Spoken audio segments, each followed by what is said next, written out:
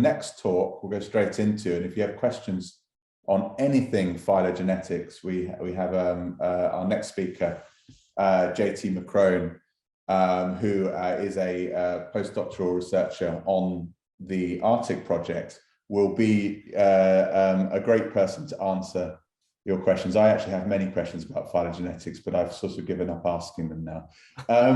So thank you very much for stepping in and doing this talk, JT. I'll pass over to you, and if you let me just set it up so you can definitely share your screen. Yes, you can. I'll pass it over to you. If you can share your screen, that would be great. All right, is that good? Looking good, yeah. Great. So thank you. Like Nick said, I'm JT McCrone. I'm a postdoc. I'm at the University of Edinburgh in Andrew Rimbaud's group on the Arctic grant. So this will be a follow-up to Verity's talk. I'm not Anya, but it'll be a bit of a review of what she said and maybe a little bit of a deeper dive into some of the concepts. And then, yeah, we'll have time to talk about questions about either of the two talks. I think they'll be fairly similar and go together. All right, so phylogenetics. What do we want trees for? So I've already touched on this a little bit, but now maybe thinking practically, when do you want to build a tree with the sequences that you have and the samples that you have? When you have these sort of questions, I suppose, are these samples closely related? Are they connected by direct transmission? Are they part of the same transmission chain in your hospital or community or country? Where did the samples come from? Are they imports from surrounding areas or countries? Or the community, if you're looking at a hospital transmission cluster? There was some work doing that yesterday. Also, when did these introductions happen, if they're not direct imports themselves? And then ultimately, did the interventions we put in place work? Did we limit transmission using the interventions that we applied to our community of interest? So all of these are questions that we want to get down into really the nitty-gritty of what's going on in the epidemic. And when we think about epidemics, we tend to think about, or at least maybe before this epidemic, I thought about a simple SIR model. This idealized trajectory where you have exponential growth in the beginning, followed by depletion of susceptibles, and then decay towards the end. And this is an idealized model, and it's fairly straightforward, and you can understand the rates of transmission and so forth in this model. And you would still want to build a tree in these situations when you wanted to know about your particular samples, but the general overall process, you can probably approximate that using other sources of epidemiological modeling. But you probably don't need me to tell you that the epidemic in England, at least, and in the UK and across the world, has been anything but an idealized epidemic. So this is the case counts in England over the course of the pandemic. And you can see that maybe if you squint, there are regions in here that look a bit like that idealized epidemic curve here. The undersampled first wave may be in here with the holiday travel wave, but then we have these sharp peaks. This was the alpha wave in early 2021, followed by the delta wave, which then this sort of plateau of delta followed now by Omicron. And so when we look at it, real epidemics, real pandemics are much more complex events than these simple models can capture. And part of that is because when we use a simple SIR model, we're modeling an epidemic as a homogeneous process. So you start with an infected individual. That person infects an average number of people who then go on to infect the same number of people on average, although it will be different in each case. And this grows until you run out of susceptibles. And then of course, the pandemic subsides. But this is not real life, right? This isn't a homogeneous. Each of these infections is different. They're in a different individual. They could be in a different place. They could have different contact networks and structures. Also, the virus could be different. So each of these colors could represent a location, could represent a community, or mutations that are accumulating that are going to affect transmissibility, antigenicity, and so forth. And so ultimately, we're left with trying to capture this really complex process. But all we have, if we look at the cases, are just a scattering of cases, potentially with metadata like location, but we don't know how they're connected. And so it really becomes a difficult problem in a place where phylogenetics can shine, because it allows us to estimate precisely that how these cases are connected.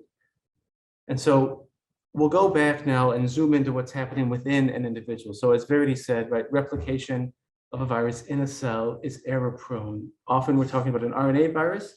So the genome is made up of RNA. It requires an RNA polymerase, which usually lacks proofreading capabilities. Now, coronaviruses may have that capability, and they have a much lower mutation rate than most RNA viruses. However, they also have a much larger genome. And so if you just take the estimates in the literature for the number of mutations you would expect per site in the genome per replication cycle and do a back of the envelope calculation, you'd expect on average a mutation every 15 replications or so. That's many more replications than you would need to get a mutation in something like Ebola that has a higher mutation rate. But anyway, within an individual, right, the virus is going from cell to cell, mutating here. So here's a mutation now that just happens at random in orange. And it continues to go. And then when it gets time to transmit to the next individual, often only one of these viruses will be transmitted and found the next population. And so what we end up getting is, even though this could be quite a diverse population in that person, when transmission occurs, we just get one of these paths through the individual. And that path could have mutations or it could not. And as Verity said, on average, we see one mutation accumulate along this path within an individual, and then in the next individual, in every two to three mutations every month. I think Verity had that number. And so this is just as another run through. Again, we didn't get any mutations that time. Sometimes we might get one mutation that gets transmitted. And there we go. That time we got 3. So it's a random event, and it comes from a distribution. Okay, but again, so this is happening within an individual. We want to know what's going on at the population level. And so again, we can think about that as the virus transmits and as these mutations accumulate. The mutations are happening quick enough that we can use them to record the spread of the virus through a population. And so that's shown here now in, I suppose I thought that solid circles were less virusy and more human-y. So these are individuals transmitting now to individuals. So this is an epidemic growing in a community with mutations accumulating. And then we select a handful of these cases that we're going to sequence. And you can see now, if we built a tree of just the grayed out cases, we'll be missing this entire clade up here, and we won't be detecting any of these mutations, or even, I guess, spread into these regions if they're in different regions. And so this is why it's important to think about the context and the sampling strategy that your samples are coming from. Right? Because when we build this tree, again, you'll see that we just have this path to the root along this orange line here, and we'll have this clade here, and we'll have this path here in blue. But again, we won't have any of the green. And our tree would look something like this. And so again, right, we can begin to piece together how these samples are related to one another. But ultimately, it's not the full transmission chain, right? We had multiple transmission events happening along each of these branches, and now it's just reduced to a single line, and we're unsure how many events are there. With something like SARS-CoV-2, it's even worse than this. So this is still representing the sort of transmission structure that we had before. If we collapse branches so that we just have branches where there are mutations, which is something that we might get if we estimated this based on the genetic sequences, we get something that looked like this. And so this is what Verity was talking about earlier, where just because there are so few mutations in the sample, it's really difficult to distinguish what the actual transmission structure is within these clades of identical sequences. Okay. So just to walk again through what is a tree, how do we read a tree, and what are we going for with this? So again, we start with our cases, our isolates from cases. Those are shown here as circles. These are the tips. These are the cases. Again, we're estimating the common ancestors. So these are putative viruses that existed within some individual in the ancestry of the samples that we're interested in. They make up the internal nodes on the tree. So those that are not just on the tips. And then these branches represent, in the case of an epidemic, transmission chains. And so we don't know how many transmission events are occurring along each of these branches. That would be some function of how quickly the virus spreads and the amount of time that the branch represents.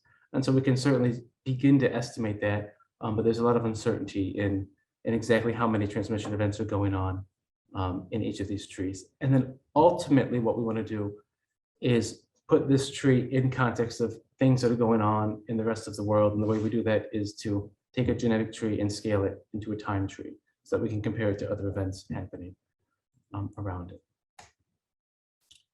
So this is a little just tutorial and a walkthrough, and these slides are online to help you sort of wrap your head around how do we read a tree. So again, it's all about relationships in the samples. And so I'm drawing the same tree here two different ways. So this is an unrooted tree. It makes no claim about where evolution starts on the tree. And on the right, this is a rooted tree, which is suggesting that this is the common ancestor of all the samples, and then evolution progresses forward into these clades. And so you can see we can rotate these clades, and we're not doing anything to the tree. These are the same trees, it's just visualized in a different way. You can see that because the actual relationships over here don't change. We can do a lot of things like this. We can spin, all the same tree. Something else we can do is change where the root is. So we can slide the root this way, and again, it's still the same tree and the relationships are the same. But we're just changing where we're saying that where evolution started from. And so when you estimate a tree using something like a Q tree or fast tree, you're building a maximum likelihood tree. You'll be estimating an unrooted tree, but it will often output the tree in a rooted format. So it will look as if the tree is rooted, but that will be rooted arbitrarily somewhere like this. And so it's important to just realize what you're getting out of these programs and how you may need to root them in a more appropriate manner. All right, so a couple ways to build a tree. Verity touched on this a little bit. I'll talk about ones that are maybe more used now during the pandemic. So the first one and the simplest approach is a parsimony tree. So this approach aims to minimize the number of mutations that are required to describe the sequence alignment of a tree. So it's very fast. It doesn't involve any likelihood calculations. It's a blunt tool, right? It's not a sophisticated model by any means. You're just counting mutations along a branch and trying to minimize those counts. So it doesn't take into effect things that can happen over longer periods of time, where you can have maybe a site in an alignment mutating from an A to a T and then back to an A or to something else. You can have multiple mutations along a branch at the same site. So parsimony will not detect that, and it will start to fail in cases where that's common. Some tools you can use to build parsimony trees. I believe IQ tree gives you a parsimony starting tree. I don't think it works too hard to make that, but it is a starting place. And then you can also optimize trees using Mat Optimize, which is part of the Usher software package. And Usher is also a tool for adding on sequences to a pre-existing tree. And that uses a parsimony approach. So that's a way to build up a larger parsimony tree from a smaller, maybe initial IQ tree. All right, so this will be a walkthrough now of parsimony. So we have our tips here with the gray circles, and they're colored by a state. So this could be, the sequence nucleotide at a position in the alignment. You can also do parsimony reconstructions on things like geographic location if you have discrete states. And then we're going to try to find a reconstruction that minimizes the number of changes. You can see we have 5 changes on the tree where we go from, here's one change, we go from red to orange. Here's another one where we go from orange to red. We go from red to orange here, orange to blue, and then blue to green here. And so the way this works is you build a tree and then you evaluate it based on the number of changes that it has. And so this is not actually the true number of changes or the minimum number of changes required for this topology. If we change this to red and then that to red, we get 4 changes, which I believe is right. The way to be, so there's a very simple algorithm called the Fitch algorithm, which allows you to very quickly calculate the number of changes required for a tree, the parsimony score for a tree, as well as get an estimate of the internal states at those nodes. So this works in 2 steps. The first step is called the pass back step. So here we take states at the tips and pass them back to the ancestor. Where we have a union between those 2 states, we take the union. So you can see that here we had 2 greens, so we took the union of green and green is green. Where we don't have a union, we take the intersection. So that happened here where we had a blue state coming back and a green state. So the intersection is green and blue. It happens here again where we have green and blue coming into a node with red and orange. So that gets the intersection again. We have the full set here. But then at the root, we end up taking the union because this is a set of green, blue, orange, and red. And here we have orange and red coming back. So that's the union there. Every time we take the intersection, we increment a counter by 1. And by the time we hit the root, we have the number of changes required for that parsimony tree.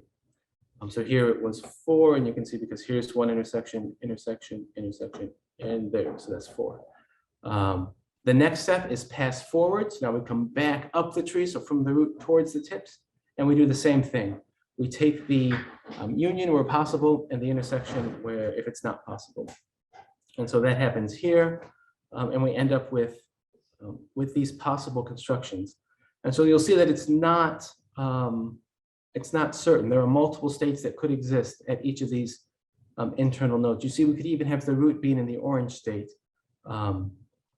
Now, granted, it's not arbitrary. If the root is in the orange state, then we have to pass that forward and take the intersections again. And so all of these would also have to be in the orange state to maintain the parsimony score of 4 that we saw before.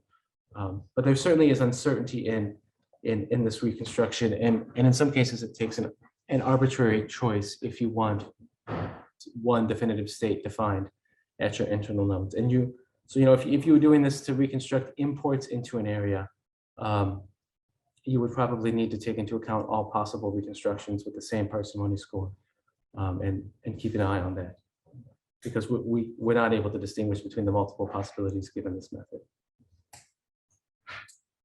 A more rigorous method is a maximum likelihood approach. So we already talked about this with the different topology in the mountains. So this is a approach which evaluates a tree based on a statistical model of how evolution occurs along the branches. These can be very sophisticated models. They can have different rates between different nucleotides. They can have different rates between different sites in the alignment. And some tools for this are IQ-tree, FAST-tree, and RAXML are some of the standard ones. So here I'm trying to show what's going on when we're evaluating the likelihood of a maximum likelihood tree. So this is the same tree we had before. As you'll see, we have some model about how these states change, how quickly we think orange, transitions to green and red. And these could be, A, T, C, and G, or again, geographical locations. And then when we calculate the likelihood of a tree, we take into account all possible states at each internal node. So that's why they're changing color here. So the likelihood accounts for that uncertainty that we saw, in the parsimony method, where there could be multiple states at each node. In a likelihood method, we consider that all 4, in this case, all 4 states are possible at each node, and then they're weighted by the likelihood that they actually occur. And so you can again use this to reconstruct geographical distributions and changes along a tree.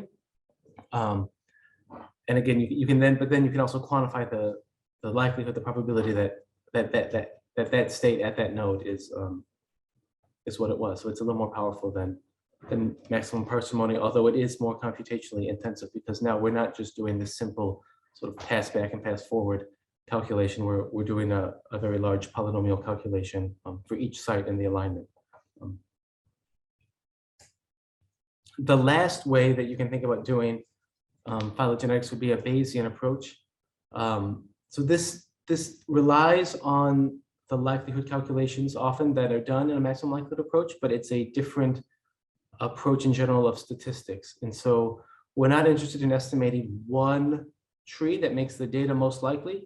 Instead, we're trying to estimate the distribution of trees that are implied by the data. And so it inherently takes into account uncertainty in the relationships between our samples. I say it's fast here, but it's not capitalized. It's in many cases, it's doing the same thing that a maximum likelihood method would be doing. It's calculating the same calculations, and it's doing that just as fast. It just has a much harder problem. If you can think of maximum likelihood as trying to find the largest peak in a mountain range and climb to the top of it, then a Bayesian approach would be maybe like trying to chart all of the topology of the mountain range on foot. And so that's a much harder process and takes a lot longer. Some standard tools to do this sort of analysis are BEAST and BEAST2. These are two tools that share an ancestral base code, but are different, and they have different models and different use cases. Mr. Bayes and Rev Bayes are other options as well to think about. I won't go too much into Bayesian phylogenetics, but this is just to give you a high overview. It's a very flexible approach. So in the past, when we were building a tree and then sort of overlaying on to that tree geographical information, in a Bayesian approach, we're able to account for geographical information and sequence data at the same time. So we're able to incorporate different sources of data, which can help when the sequence data are uninformative about different relationships. So that's just going on here. We're evaluating, a sequence model as well as a geographical model. A Bayesian approach requires priors, so this can be sort of a double-edged sword. But if we have a good notion of what we think the parameters are, or in some cases with a large data set, it's intractable to estimate parameters, so we have to fix them or restrain them in some way. This can turn out to be a very efficient way to do that. And then we end up with, instead of one estimated tree, we end up with a distribution of trees that represent sort of the plausible different histories of our samples. All right. Very quickly, we'll talk about time, scaling it into time, because we want to compare these trees to events going on around us. Now, this is the same tree that I showed before, but in here I've added a different plot where I'm plotting the date samples were taken along the x-axis versus the divergence along the y. So this is distance from the root. So you can see here's this tree, and then as we go further from the root, this will be the one up at the top there. And so if we have samples that are span a wide time range, and the rate of evolution is sort of fast enough within that time range, then we can get this case where as time progresses, we accumulate mutations at a predictable rate. And in fact, we can use this to root the tree. So if we think that there is a temporal, it's one way to look for temporal signal in the data set. So often what you want to do with your data set is build an initial maximum likelihood tree and then put it into a tool like Tempest to see, which will make this root to tip plot, to see, is there temporal information in my data, and will I be able to estimate a rate of evolution when I scale this tree into time, or will I have to bring in a rate from another source of data, just because sometimes your data won't have that signal because the virus is evolving so slowly, and you have such a tight time frame of your samples. Okay, so this is where Verity left off. Phylogenetic analysis is difficult. And it is difficult. And why is it difficult? Well, it's difficult because tree space is so big. There are more trees than particles in the universe, and that happens very quickly, let alone with 7 million samples. We generally explore the space in small steps. So we just incrementally make the tree better as we look for the best tree. Each step is expensive, and tree space is rugged. There are all of these, so it's a very rugged mountain range, and we're trying to find the highest tree, and that's difficult to do.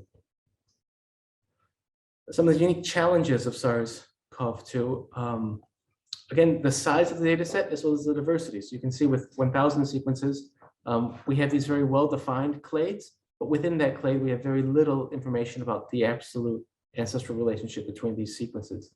And that's shown as these polytomies with multiple branches coming out of the same node. As we add more sequences, it just gets worse. So this was a tree from early on in the pandemic, but if we were to look at one today, it would have the same sort of structure where we have these huge clades of sequences that differ at unique sites, and their direct relationships are unknowable from genetic data. But the overall structure of the tree we are able to define quite well, and that's useful when you're doing your analysis, because if there's only a few samples, or if your samples fall into one of these clades, then you're able to zoom in on just that clade and ignore all of the rest of the data. There are some advantages to doing phylogenetics with SARS-CoV-2. Alignment is easy. We don't have to do multiple sequence alignment. We can approximate it with a pairwise alignment, and that gives us a unified coordinate system to track mutations. And it's also much more efficient, and we don't have to do much editing by hand. There are some good tools to do this. Next align is one, Minimap2, and anything that wraps Minimap2. There are a couple out there that output the data in more useful formats. The pandemic is heavily sampled, so it's unlikely that we'll have these long periods of unsampled evolution, although as I say that probably happened with a couple of the variants of concern. So in this case, though, maximum parsimony is about as good as maximum likelihood. So that's a much more fast method we can use to find a reasonable tree.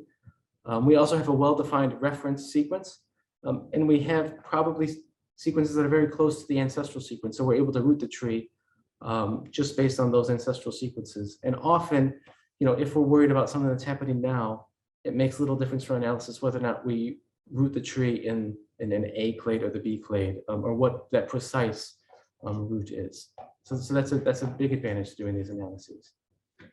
Okay, so when we begin analysis, the questions that I ask myself is, how big of a data set do I need? It's very tempting to try to do a 7 million tree analysis, but that blows up very, very quickly, and it just becomes unruly. And often you don't need a tree that big. You can also ask yourself, do I even need a tree? So after this talk, Rachel will go into some tools that we have to define lineages, and these approximate the structure of the tree, and can maybe, if your question is, are these samples related, and they're in 2 different pangolin lineages, then your answer is no, they're not related very closely. And so in that case, you don't need to build a tree to see those relationships. Another question is, do I need to make my own tree? If you need a big tree, there are big trees available from USC, as well as I think they have a couple million tips in their tree.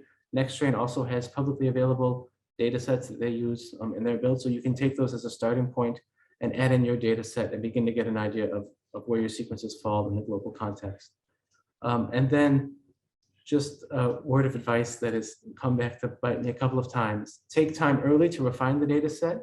Subsample it rigorously so that you're aware of the different biases in the data set and you've corrected them if you can. Mask sites that may be problematic. So often when a new variant of concern comes up, if there's PCR errors and dropouts, you can have sequences from GISAID that will have calls to reference at those sites, and that can mess up your tree. So often if you're just looking at like an Omicron data set, you could mask the Omicron defining sites because they should be maintained within all of your samples.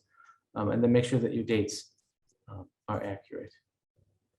So finally, to wrap up, a couple of tools and resources that I use, and then maybe we can just move to questions. So Pangolin and the Pango network are great for defining what lineages and what clades, large context. Civet is a tool that's been developed also by Anya and Verity and COG, which automates the process of finding sequences that are close to your sequence of interest. So you can very quickly pull out just the local region of the tree and see the relationships between your sequences in that way.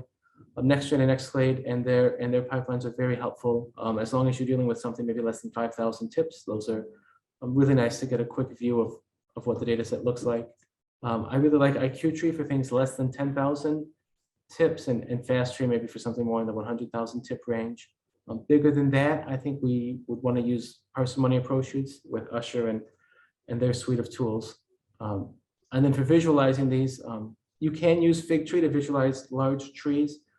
If you do it, you want to turn off tip labels because it's very computationally intensive to render all of that text.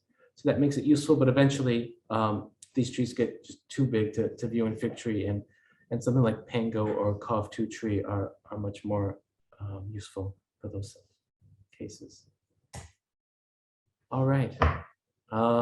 So with that, I think we have a couple minutes for questions and discussions, if there's anything. I think maybe there were some in the chats.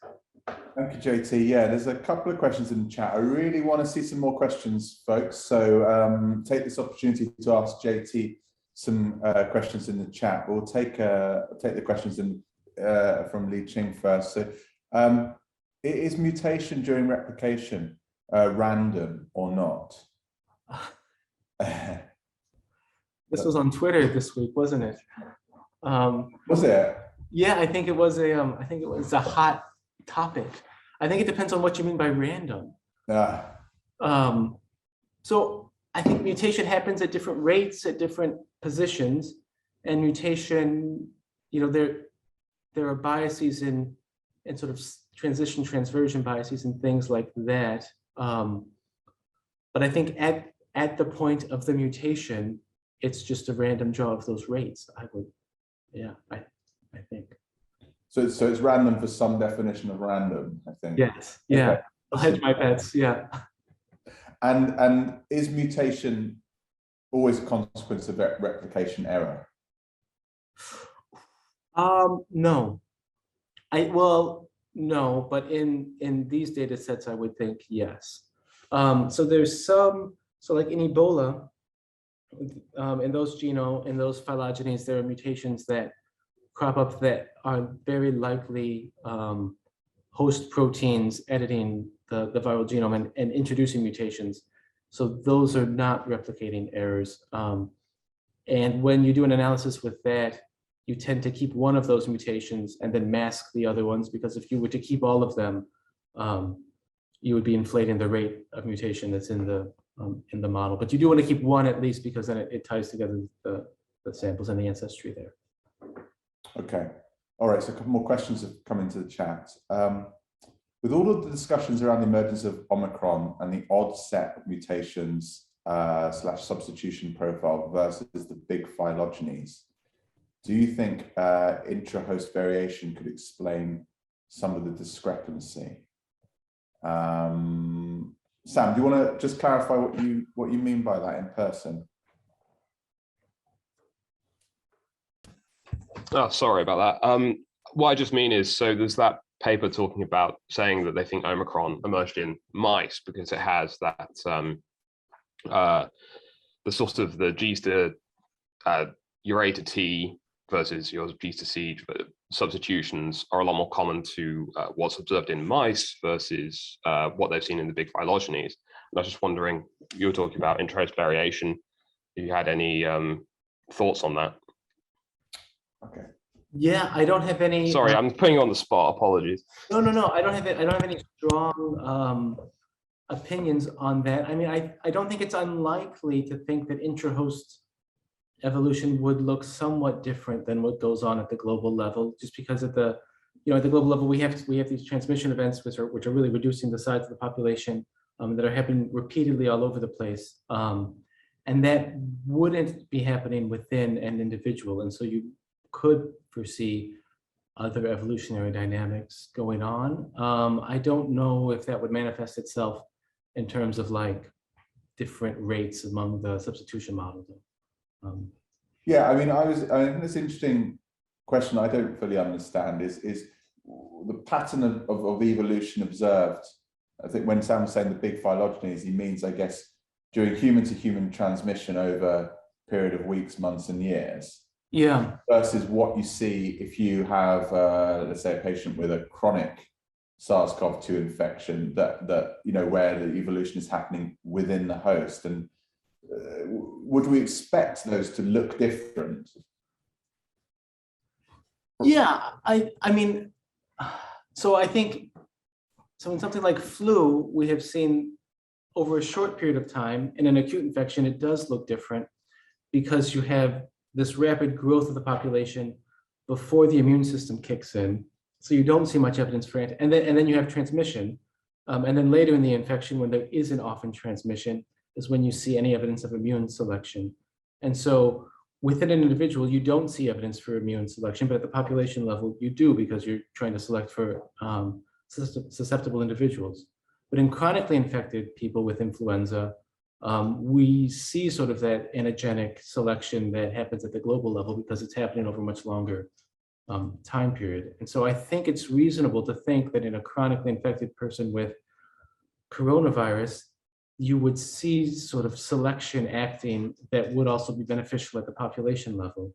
I would think the substitution rates would be driven by things going on in the cell, the concentration of nucleotides and the polymerases themselves. And so I think that would be the same across scales, unless there's some reason that, C to T mutations are selected against within a host more so than at the population level or something like that.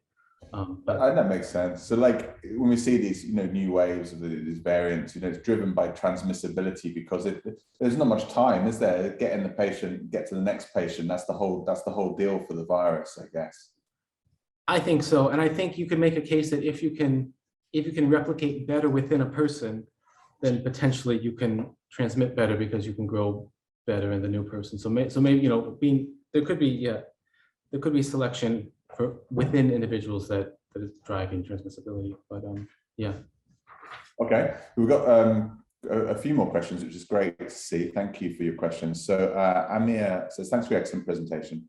If the date of one sample, I guess in your phylogeny, is not accurate, how will this appear in the tree? Yeah, so in a substitution tree, it's fine because you're not looking at the dates. If you scale it into time, it depends on the method that you're using with how badly it will mess up your other analyses. So if you're using a strict clock, which is applying one rate to the whole tree, and you're fixing that rate from something else, and you're fixing the topology of the tree, then that wrong date, if it's too early or if it's too late, it'll force the rest of the tree back to be too late or too early, and that'll distort your reconstructions.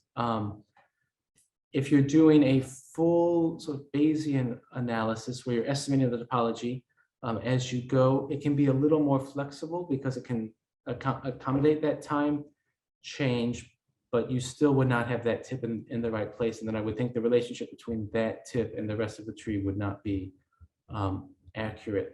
There's a new method, monumental, that Theo Sanderson has made, and that estimates tip dates as well as the internal node date. So it assumes the tip date is not 100% accurate, but comes from, I think, a normal distribution around the reported date. But what that means is that if you reconstruct a large tree using that method and your tips are wrong, it's flexible to accommodate that tip as long as you have enough other data to support that. And so that is one useful way that I've found to sort of screen for dating errors, is to put a big tree through that. It's fairly fast, monumental, it's called, and then you can see where are the outliers in my expectation of the date versus the reconstruction. Okay, that sounds interesting. Maybe you can post a link to that one in the chat afterwards. And then it's a good question from Early. Phylogenetic reconstruction of consensus data coming from different sources, i.e., different primer schemes, different versions of primer schemes. How does the analysis deal with dropouts of tiles? Yeah, so the likelihood analyses can accommodate ambiguities. So those would usually just be ends, and then it's treated in a similar way as it would be at the internal nodes. At the internal nodes, we don't know the states for sure. We don't know the A, T, C, or G at a site for sure. And so the calculation takes into account the possibility that it could be any one of those. And the same thing is done with a dropout. So it's an uninformative stretch of ends. And if there's no other, if you have a whole lot of ends in your sequence, then you won't be able to place it on the tree with any confidence. So that's something to keep in mind. But if it's just an amplicon, especially something that's been evolving for 2 years like this, then you probably will be able to put it on the tree with some degree of confidence. Perfect. Okay, let's just do one more question and then we'll be bang on time.